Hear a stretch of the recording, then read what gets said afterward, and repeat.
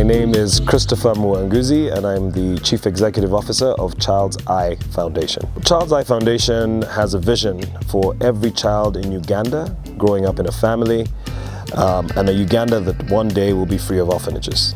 We help reunite children with their families and make sure that those children who can't go back to their families because of violence, because they've been abandoned and we can't find their parents, have an alternative option for where they can grow up.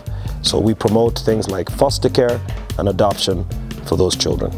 So we believe that every orphanage owner, or most orphanage owners, have actually set them up because they care about children and have the best intentions. But orphanages are not the best place for children. Children should be growing up in families. In some institutions or orphanages, there is a ratio of 1 adult to 15 kids. Attachment is not clear. Those children's aspirations are difficult. Now, there's a lot of research that's been done about children growing up in orphanages versus children growing up in families. Most children that grow up in families thrive. We know that families have their difficulties, but it is very difficult for a child that grows up in an orphanage to actually have an identity for where they come from. Many children in orphanages ask where their parents are. They're very resentful of the fact that they've been left there. But also, orphanage owners and orphanage people change a lot, so the children can develop an attachment long-term with just one person. They keep developing it with different people. We also know that children that leave orphanage care struggle to find a sense of independence, long-term value for themselves. But I want you to also hear me when I say this. There are very many children that have grown up in orphanages that are thriving, that are doing well, but there's very few. And what we want is for those children who will tell you their own story to have a story that's about growing up in a family. Childsifoundation is in the state of developing a model with government that we can scale across the country.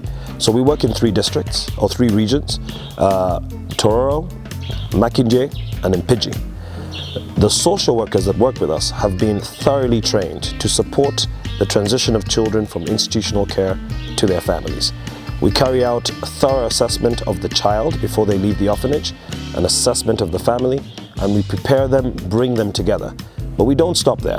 We have to follow them on for a very long time. It could be a year. Sometimes it takes longer. We've actually followed up children for up to 2 years. Now, that's not where we stop. We want a model and a system that remains after we're gone. So what we've also done is worked with the government of Uganda to train other NGOs, other government officials, and to ensure that there's a community volunteer that is also trained as a parasocial worker who will check on this child and ensure that the child is well. Pulse for Her sounds like a fantastic organization. I think that you are supporting women, and a lot of the people we work with are women. We also employ a lot of women. So you can tell our story, you can listen to our story, ask us the questions so that people understand our story. You can help other people understand that if we continue to fund orphanages, we're keeping children in institutional care. But if we continue to take that money from institutional care and distribute it into the community, we're strengthening families that strengthen the community. So we'd like you to help us do that. Campaign and help people to understand why this is a very important cause. Those parents who want to foster or adopt can get in touch with us and ask about it. We will have a social worker contact them for assessment and also some training, and it's that straightforward. I want to remind everybody that we work with government, so we have to ensure that you have all the approvals to foster and to adopt. Some of the processes are long, but we guide you through it, we support you, and we can talk those people through it.